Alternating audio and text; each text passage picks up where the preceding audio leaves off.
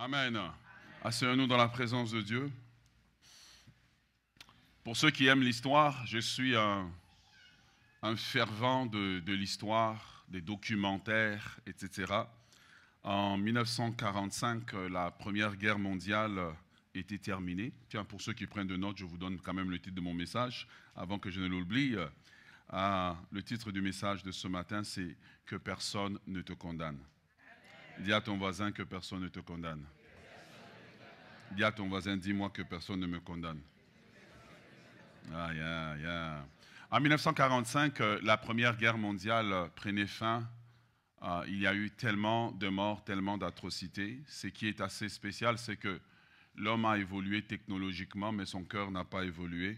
Son cœur a toujours besoin de salut en Jésus-Christ, et sinon l'homme devient un monstre.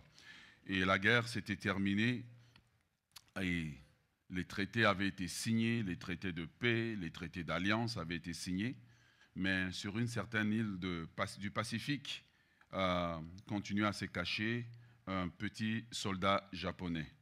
Et lui, il n'était pas au courant que la guerre avait été terminée. Tu vois. Il n'était pas au courant que la guerre était terminée et que le Japon avait même capitulé.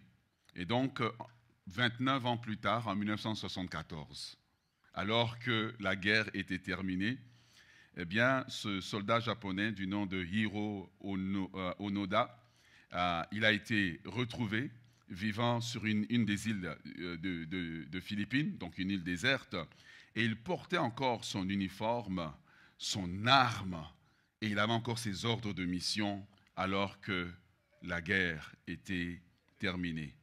Quand on lui a annoncé que la guerre était terminée, il refusait de croire que la guerre était terminée. Il vivait dans l'obéissance à une bataille qui était déjà terminée.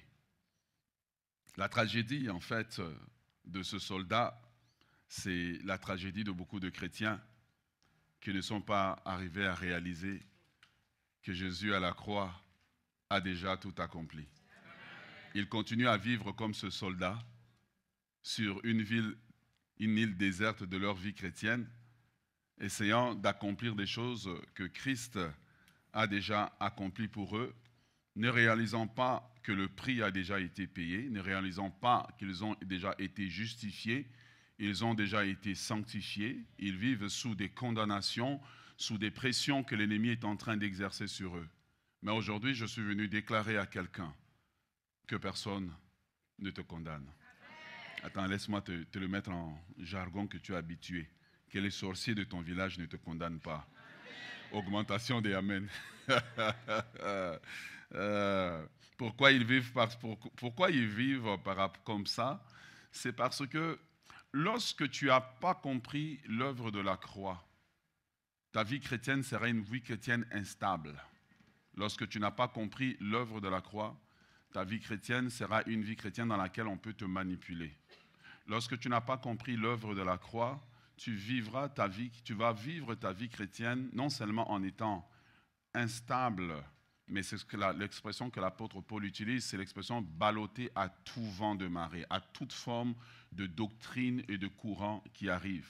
Lorsque tu n'as pas compris ça, en fait, comprendre l'œuvre de la croix est la fondation du surnaturel. Lorsque l'œuvre de la croix n'a pas été comprise, il est même difficile d'expérimenter le surnaturel parce que les bases à partir desquelles nous devons aller dans le surnaturel, ce n'est pas une prophétie, mais c'est l'œuvre que Christ a accomplie à la croix. Tout miracle dans l'Évangile est un miracle qui prend pour source l'œuvre de la croix. C'est pour cela que nous devons ramener le message de la croix au sein de l'Église. Même si quand on prêche, les gens ne disent pas Amen, même si quand on prêche, les gens n'acclament pas, c'est comme quand nous étions petits, on avait un médicament qu'on appelait Nivaquine. Je détestais ce médicament.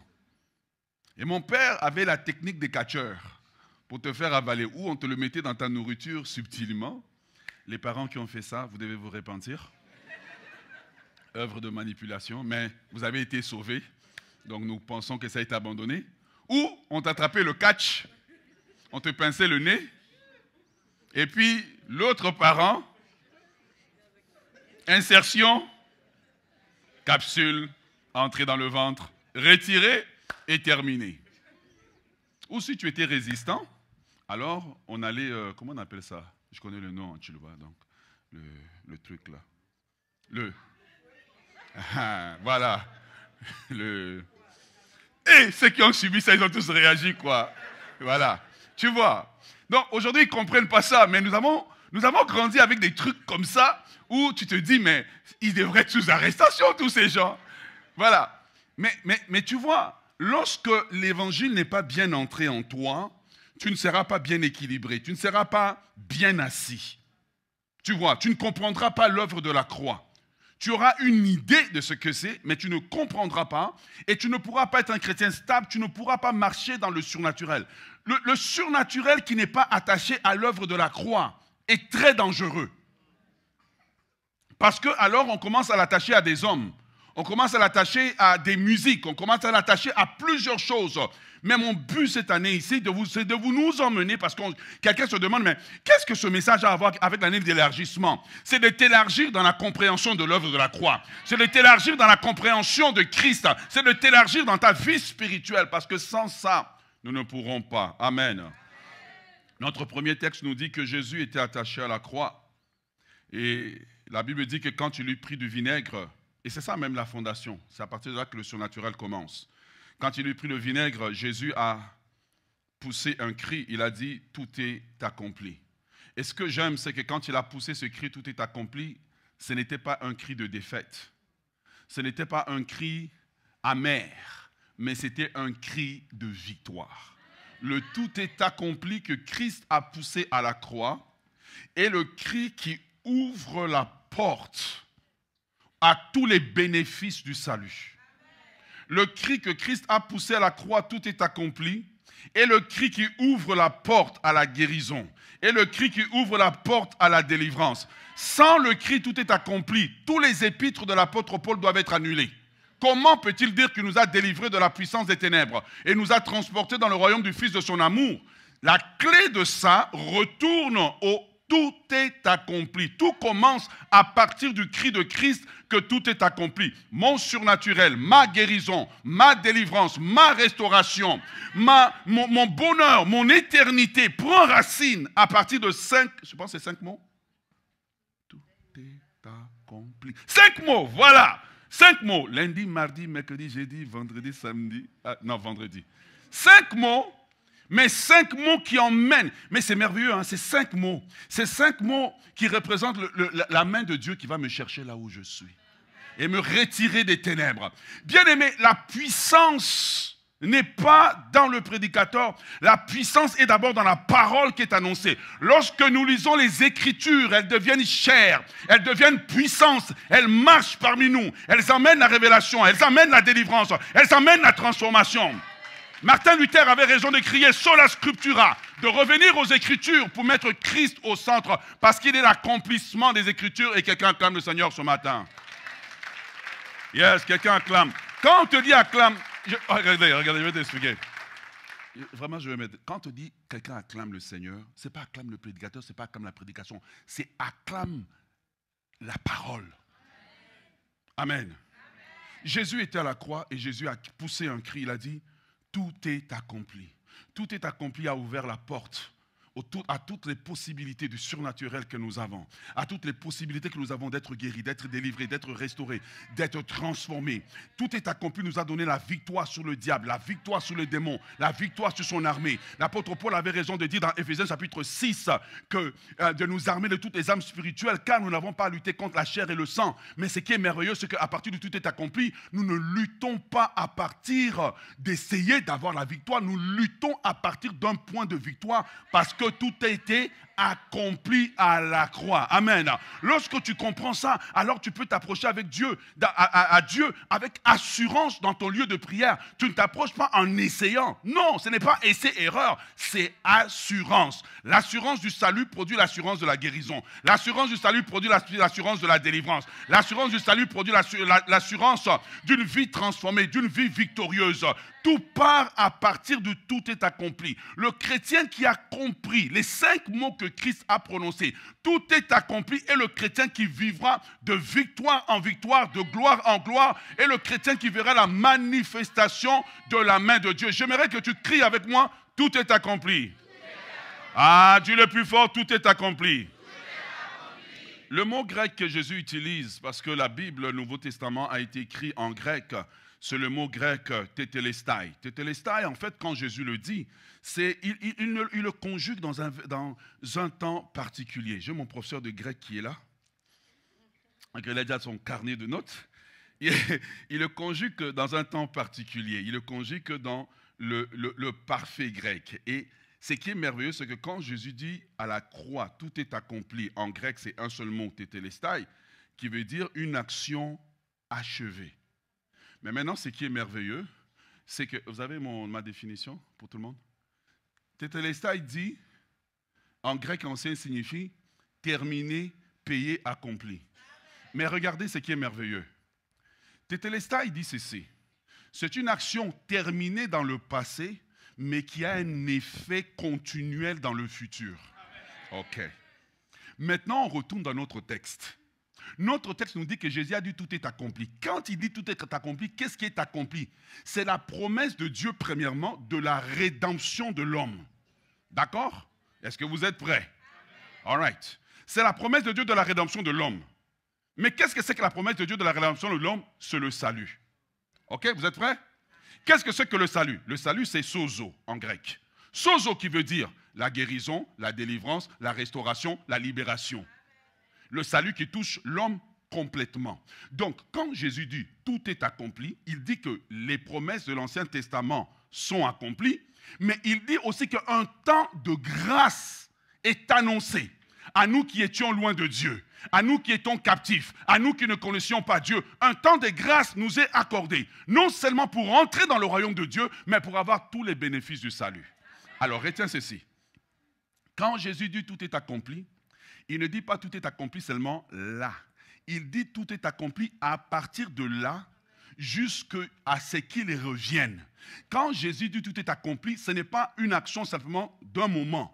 Il le prononce là et c'est valide jusqu'à ce que nous ne soyons plus de cette terre. Donc tout est accompli n'est pas un cri temporel, c'est un cri intemporel. Écoute-moi bien, il faut que tu comprennes ça pour que tu sois bien assis quand tu pries, bien assis quand tu t'approches de Dieu. Tout est accompli nous annonce une déclaration qui est faite dans un passé, mais qui a un accomplissement à partir de ce passé jusque dans le futur. Est-ce que tu es avec moi? Bien-aimé dans le Seigneur, ce n'est pas une expression d'agonie, mais c'est une expression de victoire. Tout est accompli veut dire que la dette est payée, la peine a été purgée, le sacrifice a été accepté, la mission a été accomplie, le triomphe a été scellé. Lorsque nous célébrons Christ, nous célébrons un Christ triomphateur. La Sainte Seine ne consiste pas à prendre un repas pour nous souvenir d'un passé, mais c'est un repas qui nous permet de nous souvenir du passé et de l'appliquer dans notre quotidien, car jusqu'aujourd'hui, le tout est accompli de Christ continue à crier dans l'éternité. Donc c'est comme si on irait dans les grottes et on criait « Tout est accompli ». Alors on entendrait « Tout est accompli ».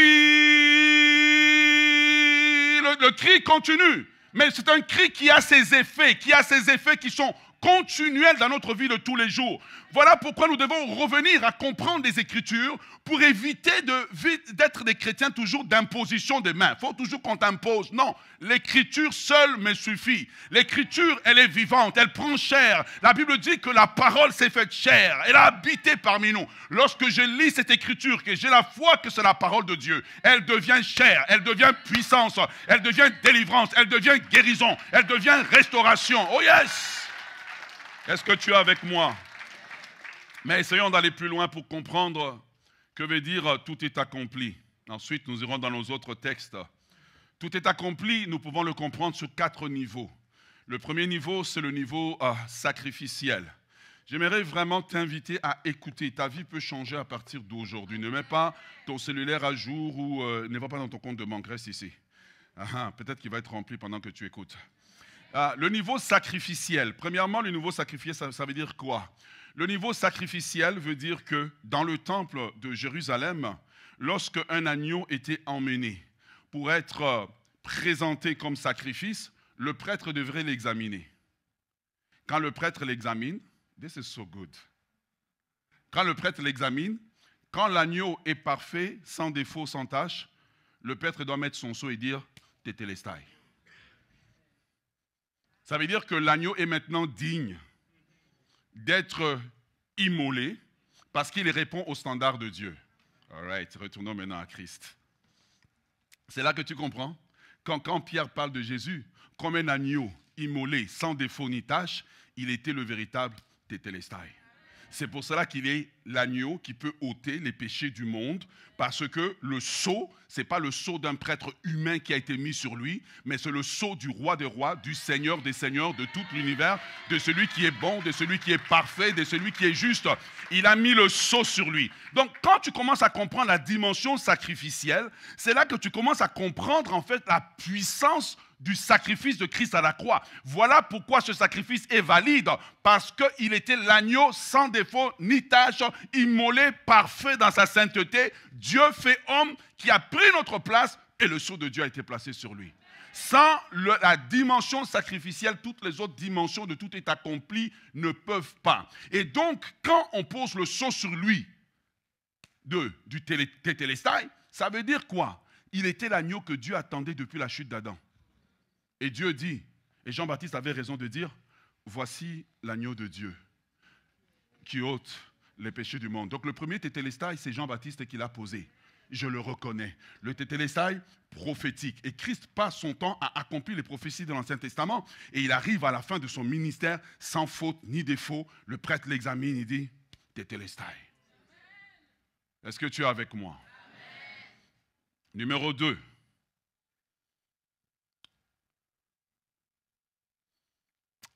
Je retourne un peu au numéro 1 pour que vous puissiez comprendre quelque chose. La mention d'approbation des tétélestai était posée uniquement sur l'agneau pascal, parce que c'est cet agneau qui couvrait le peuple pour une année. Numéro 2, le deuxième sens de tétélestai, c'est le sens juridique. Le sens juridique, c'est que quand un prisonnier avait été mis en prison, et que le prisonnier avait purgé sa peine et qu'il fallait le libérer, eh bien, on l'emmenait devant le juge et le juge ou le responsable de l'administration marquait sur sa lettre de libération qu'il devait montrer à tout le monde le sceau tétélestai, qui veut dire que la peine a été purgée et que personne, listen, écoute bien, et que personne ne pouvait plus condamner ce prisonnier parce que le prisonnier avait déjà payé la peine. Donc, un ex-détenu ne pouvait plus être condamné parce qu'il avait un document. C'est là que tu vas comprendre beaucoup des textes des Écritures. Regarde. Si Christ a pris notre place à la croix et qu'il a été condamné pour nous, on ne peut plus nous condamner parce que nous sommes en lui. Quand il a été condamné, nous avons été condamnés. Est-ce que tu es avec moi? Ok. C'est pour cela que la Bible va plus loin. Il nous dit qu'il nous a marqué du sceau. Ah. Ce sceau-là, ce n'est pas seulement le sceau qui nous garantit notre éternité, c'est le sceau qui nous garantit aussi contre toute réclamation du diable. Voilà pourquoi tu vois, on a développé plein de ministères de combat spirituel gauche-droite parce qu'on n'a pas compris en fait les fondations de l'évangile. La fondation, c'est que le sceau a été marqué pour marquer notre non-devoir le fait de ne pas devoir au diable quelque chose. J'aimerais dire à quelqu'un, peut-être que tu es là ce matin et qu'il y a des réclamations sur ta vie. Tu peux présenter ta lettre. Dis, Seigneur, tu as dit tout est accompli. Je déclare sur ta vie le tout est accompli de Christ. Je ne sais pas avec quoi tu luttes, mais je déclare le tout est accompli. Je déclare le tout est accompli. Et tu vois, toutes ces dimensions sont respectées. La dimension sacrificielle est respectée. La dimension juridique, juridiquement, nous avons été sauvés. Juridiquement, nous avons été libérés. Voilà pourquoi Paul dit de rendre grâce au Père qui nous a délivrés de la puissance des ténèbres, qui est la troisième dimension justement de notre salut que nous allons voir maintenant. C'est la dimension militaire. Dans la dimension militaire, Tétélestai était le cri qu'un général poussait lorsqu'il était rentré dans une ville. Il avait conquis la ville et il pouvait dire « mission accomplie ». Oh yeah, mission accomplie. Et donc, tu comprends que voilà pourquoi la Bible, quand l'apôtre Paul parle de rendre grâce au Père qui nous a rendu d'avoir part à l'héritage des saints, qui nous a délivré de la puissance. Le mot puissance est un mot militaire. Ça veut dire qu'il prend la dimension militaire de Tétélestai pour dire nous avons été délivrés de l'emprise des puissances des ténèbres. Voilà pourquoi un chrétien qui a compris ça, le chrétien ne vit pas toujours j'ai peur des démons, j'ai peur des sorciers. C'est eux qui sont supposés avoir peur de toi. C'est eux qui sont supposés fuir quand tu viens. C'est eux qui sont supposés trembler. Mais regarde les chrétiens aujourd'hui. Ils ont, si on vous dit qu'il y a un magicien ici, comment les gens vont fuir? Et tu te rends compte que l'évangile n'est pas bien assis en eux. Je suis d'une génération de quand on était petits là. Nos papas là, ce n'étaient pas des gens qui parlaient beaucoup en langue. Mais quand ils arrivaient quelque part, c'était les magiciens et les sorciers qui fouillaient. Parce qu'ils ont compris en qui ils sont. Ils ont compris que ce n'est pas qui ils sont, mais c'est qui est avec eux. Nous avons été juridiquement sauvés. Le sceau de notre libération a été appliqué, mais aussi Christ est entré dans le camp de l'ennemi. Il a dépouillé Satan, il a dépouillé les dominations, il a dépouillé les autorités. Ah oui, il a dépouillé, il est entré dans le camp de l'ennemi. Il nous a sortis de la prison de l'ennemi et nous a transportés dans le royaume de Dieu. Voilà pourquoi nous pouvons dire tout est accompli. C'est accompli. Il dit, quand Christ dit tout est accompli, il dit j'ai conquis. Après moi, personne ne peut plus conquérir. Quand Christ dit j'ai conquis, il veut dire que ma victoire, elle est finale, elle est indiscutable, elle est irréversible. C'est terminé. Nul ne peut venir après moi. Quand Christ dit j'ai conquis, quand il dit Tétélestai, il veut dire non seulement j'ai conquis, mais il veut dire que personne ne peut conquérir comme moi. C'est lui qui a conquis, qui a dépouillé les dominations, les autorités, les principautés. J'ai une bonne nouvelle pour t'annoncer qu'il est dans ton camp, il est avec toi. Il a dit je suis avec toi maintenant jusqu'à la fin de temps. Il marche avec toi. Il attend seulement que tu dises Seigneur, lève-toi dans mon camp. Seigneur, marche avec moi. Seigneur, manifeste ta puissance. Seigneur, manifeste ton autorité. J'aimerais te dire que celui qui a vaincu Satan, qui a vaincu les démons, il est avec toi. Il est le Seigneur de ta vie. Il est le maître de ta vie. S'il a vaincu Satan, il peut te délivrer de ce problème qui est en train de te tourmenter. S'il a vaincu Satan, il peut amener la guérison. Il peut amener la délivrance. J'aimerais que tu comprennes qu'est-ce que ça signifie Christ a vaincu Satan. Pour le comprendre, tu dois aller dans le texte de 1 Jean, qui nous dit que le Fils de Dieu est paru pour détruire les œuvres du diable. Quand on dit que Christ a vaincu Satan, Christ a détruit les œuvres du diable, qui sont la maladie, la pauvreté. Citez-les-moi, citez-les-moi. Lesquelles? La malédiction. Lesquelles encore? L'échec. Christ les a détruits à la croix. La croix est le lieu d'une violence incroyable dans laquelle la puissance de l'ennemi a été dépouillée. Le surnaturel est possible à cause de l'ennemi qui a été dompté. L'ennemi a été lié. Il a été mis à genoux. Voilà pourquoi le surnaturel est possible. Ah, si tu es avec moi, acclame le Seigneur. Si tu es avec moi, acclame le Seigneur. Satan ne peut pas contester notre surnaturel. Parce que notre surnaturel est assuré par plusieurs clauses. La première clause, c'est la clause sacrificielle. La deuxième clause, c'est la clause juridique. Est-ce que vous êtes avec moi? La troisième cause, c'est la cause militaire. Militairement. Donc même si il dit je n'accepte pas les deux premiers, je vais venir militairement. On va lui rappeler, je dis, hey, tu as été vaincu, le traité a été signé. Tu ne peux pas revenir contre lui. Tu ne peux pas réclamer sa vie. Tu ne peux... Écoute-moi bien, si tu es bien assis en Christ, personne ne peut réclamer ta vie. Personne ne peut réclamer ta vie. Personne ne peut réclamer ta santé. Personne ne peut réclamer. Est-ce que tu es avec moi? La quatrième dimension de tout est accompli, Tétélestai, veut dire que c'est la dimension commerciale. Est-ce que tu es avec moi? La dimension commerciale, ce qui veut dire ceci. Sur une facture, lorsqu'on allait dans une transaction commerciale, lorsque la facture était entièrement payée, eh bien, le marchand mettait barrait en fait le contrat et puis il écrivait Tetelestai, payé complètement. Une fois que c'est payé, oh, this is power. Une fois que c'est payé, on ne peut plus poser réclamation. Une fois que c'est payé, on ne peut plus venir réclamer. Parce qu'on ne veut que payer une seule chose, une seule fois. Et la raison pour laquelle on ne peut payer qu'une seule fois, c'est que tant que la chose, oh, this is power. Tant que la chose appartient au propriétaire, que le propriétaire ne sait pas d'effet de la chose, on ne peut plus la repayer. Tant que tu appartiens à Christ,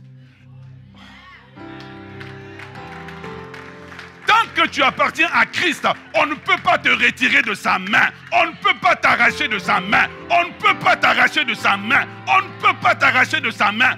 Je ne sais pas qu'est-ce qui te fait trembler, mais aucun sorcier ne peut t'arracher de la main de Dieu. Aucun sorcier ne peut t'arracher de la main de Dieu. Non, tu es tenu. Tu es tenu pourquoi? La transaction de ton rachat, la transaction de ta libération a été payée par Christ une fois pour toutes. Le contrat de ton rachat a été ratifié. Ah, si c'est ton partage, acclame le Seigneur. La Bible a raison de dire, elle a raison de dire qu'il nous a délivrés de la puissance des ténèbres. Il nous a transportés gratuitement dans son char de victoire. Et aujourd'hui, nous sommes des enfants de Dieu. Nous ne sommes pas des n'importe qui. Nous sommes des enfants de Dieu, sanctifiés, rachetés, mis à part, prêts pour le retour du Seigneur. Un jour, le ciel s'ouvrira. Nous verrons le roi descendre. Nous verrons le ciel ouvert. Nous verrons le roi descendre. Mais en attendant, les anges, en attendant, les archanges crient avec nous. Tetelestai, Tetelestai, Tetelestai, tout est accompli, tout est accompli, tout est accompli, tout est accompli, tout est accompli. Je prie ce matin que le tout est accompli soit ton partage. Je prie ce matin que le tout est accompli soit ton partage. Regarde, je vais t'expliquer quelque chose. La dernière dimension de Tetelestai, quand je l'ai découvert, j'étais surpris. La dimension de Tetelestai était celle-ci. Quand un père envoyait son fils faire une mission et que le fils avait accompli la mission, le fils retournait auprès du père et disait au père, Tetelestai, mission accomplie. Voilà pourquoi la Bible dit que Jésus, quand il est ressuscité, quand on est venu pour le toucher, il dit non, je n'ai pas encore fini. Il dit, je remonte auprès de qui? Mon père. Parce qu'il allait auprès du père pour déclarer le Tetelestai. Tetelestai. Il dit c'est accompli. Il dit c'est terminé. Il dit c'est terminé. J'ai accompli ma mission. J'ai accompli ma mission. Lorsque tu comprends ça, alors nous retournons à notre texte d'Ecclésiaste. Restez debout, nous terminons. Nous terminons. C'est Ecclésiaste qui dit, Ecclésiaste c'est ton, il dit, j'ai vu des esclaves à cheval et des princes qui marchaient à pied. Cette condition, alors que nous comprenons l'œuvre de la croix, dans ta vie doit se terminer. Tu ne peux pas marcher comme quelqu'un qui ne connaît pas Dieu. Tu ne peux pas marcher comme si tu essayais Jésus. Jésus, on n'essaye pas, on plonge en lui. Jésus, on n'essaye pas, on plonge en lui. Jésus a dit, je suis avec vous, maintenant jusqu'à la fin de temps. Tu ne peux pas prier en hésitant. Non, tu pries complètement avec la foi qu'il t'entend. Parce qu'il a dit, tout ce que vous demanderez en mon nom, par la foi et la prière, je vous le donnerai, je vous le donnerai, je vous le donnerai. Et tu sais ce qui est merveilleux? J'aimerais te dire, Jésus n'a pas dit certaines choses, il a dit tout. Tu sais pourquoi? Parce qu'il possède toutes choses. Il est à l'origine de toutes choses. Toute chose est en lui. Toute chose a été créée par lui. Toute chose subsiste en lui. Il est le maître des temps et des circonstances. Je prie Dieu que vous puissiez rentrer dans une saison de votre Tetelestai. Que vous puissiez rentrer dans votre saison où vous rentrez, vous voyez les accomplissements. Vous voyez les accomplissements. Élargissement à l'école, Tetelestai. Élargissement dans la famille, Tetelestai. Dans la santé, Tetelestai. Oh yes, oh yes, oh yes. Oh yes, oh yes. Je prie Dieu que nous ne puissions plus marcher comme si on ne connaissait pas Dieu. Comme si on n'avait pas de Dieu. Non, que nous puissions marcher avec l'assurance. L'auteur de ce chant avait raison de chanter. Donne-moi mon micro. Venez, nous terminons. L'auteur avait raison de chanter. J'ai l'assurance d'être sauvé. Lève les mains. Depuis que Jésus vit dans mon cœur, la vie éternelle, il m'a donné, et je suis à lui à perpétuité. Oh, qui me séparera de l'amour de Jésus? Ah Seigneur, visite ton peuple. Visite ton peuple, tu es la parole faite chair. Oh, ni homme, ni ange, ni domination, rien ne me séparera. Est-ce qu'on peut le dire plus fort? Qui me séparera? Ah, merveilleux Jésus, nous t'adorons. Nous élevons cette œuvre de la croix et nous déclarons sur quelqu'un qui est malade, le tout est accompli de la croix de Golgotha. Sur quelqu'un qui vit des situations difficiles, nous proclamons, le tout est accompli de la croix. Rien ne me séparera de mon Sauveur. Garde les mains levées. Je ne suis plus esclave de la peur. Je suis enfant. Que la victoire de la croix soit ton partage. Je ne suis plus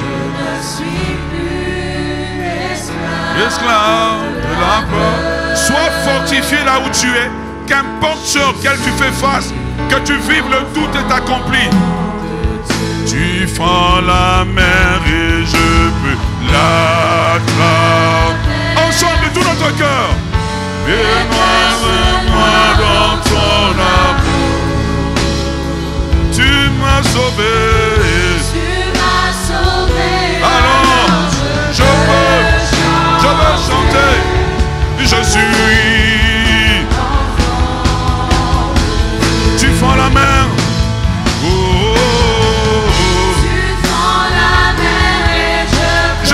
Qu'est-ce que tu vis? Mais je vais t'annoncer que le Jésus de la croix est avec toi. Le Jésus de la croix est avec toi.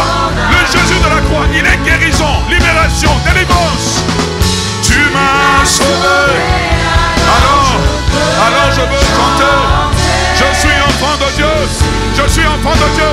Tétélestai, tout est accompli. Tu m'as sauvé. Tu fends.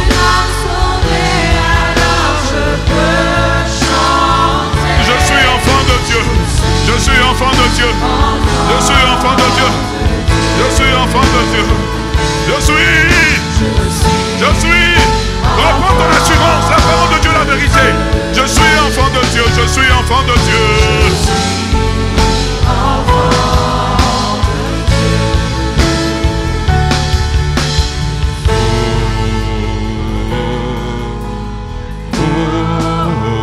Oh, quelle présence de Dieu.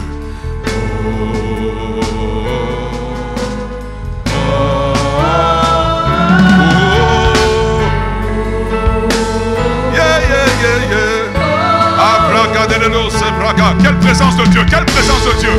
La parole fait chair, la parole fait chair. Reçois la délivrance, reçois la délivrance.